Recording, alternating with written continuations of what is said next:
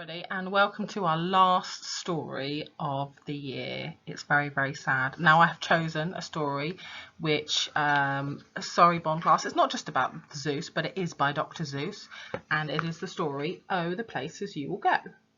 Now I chose this not just because it's Zeus and I'm the Zeus class teacher, but it's a lovely story about going different places, and very soon after the summer holidays you are all going to be going to year 3. So you're going to be going and you're going to be moving on. So that's why I chose this story today. So let's see if we can have a little read of it. Oh, it's going to be a little bit difficult because I'm not used to doing it this way. Let's see if you can see the pictures.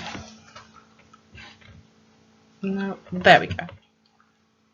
Congratulations, today is your day. You're off to great places and you're off and away. You have your brains in your head and your feet in your shoes. You can steer yourself in any direction you choose. You're on your own and you know what you know. And you are the guy who's decide where to go. You look up and down the streets. You look them over with care. About some you will say, I don't choose to go there. With your head full of brains and your shoes full of feet, you're too smart to go down any not-so-good street.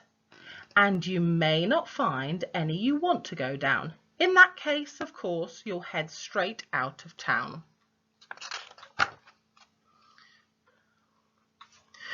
It's opener there in the wide open air. Out there, things can happen and frequently do to people as brainy and footsy as you. And when things start to happen, don't worry, don't stew. Just go right along, you'll start happening too. Oh, the places you will go. So look, this bit here, if you look behind, that's where I've got my new reading corner from. You'll be on your way up, you'll see great sights, you'll join the high flyers who soar to the highest heights. You won't lag behind because you'll have the speed, you'll pass the whole gang as soon as you take the lead. Wherever you fly, you'll be the best of the best, wherever you go, you'll top all the rest. Except when you don't, because sometimes you won't. I'm sorry to say, but sadly it's true that bang-ups and hang-ups can happen to you. You'll get all hung up in a prickly perch, and your gang will fly out, and you'll be left in the lurch. You'll come down from the lurch with an unpleasant bump, and the chances are then you'll be in a slump. And when you're in a slump and you're not in much fun, unslumping yourself is not easily done.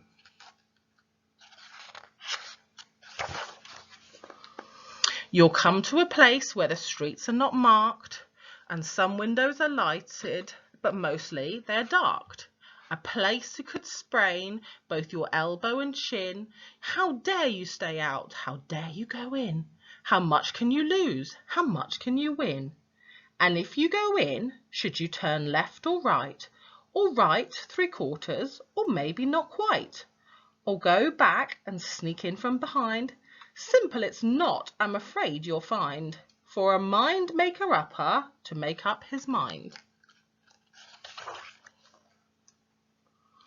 You'll get so confused that you'll start to the race along down wiggly roads to break-necking pace, and a grind of miles across weirdish, wildish place, headed, I fear, towards the most useless place, the waiting place. For people just waiting for a train to go, or a bus to come, or a plane to go, or the mail to come, or the rain to go, or a phone to ring, or the snow to snow, or waiting around for a yes or no, or waiting for their hair to grow. Everyone's just waiting. Waiting for a fish to bite, or waiting for the wind to fly a kite, or waiting around for Friday night, or waiting, perhaps, for their Uncle Jake to boil, or a pot to boil, or a better break, or a string of pearls, or a pair of pants, or a wig with curls, or another chance. Everyone is just waiting.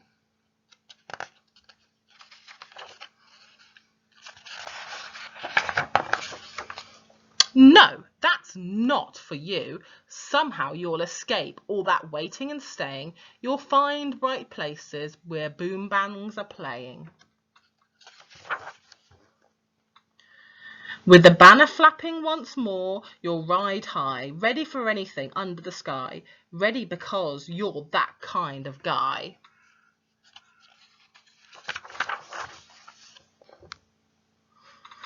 Oh, the places you will go, there's fun to be done, there's points to be scored, there's games to be won, and magical things that you can do with that ball, and you make you the winniest winner of all. Fame, you'll be famous as can be, with the whole wide world watching you win on TV.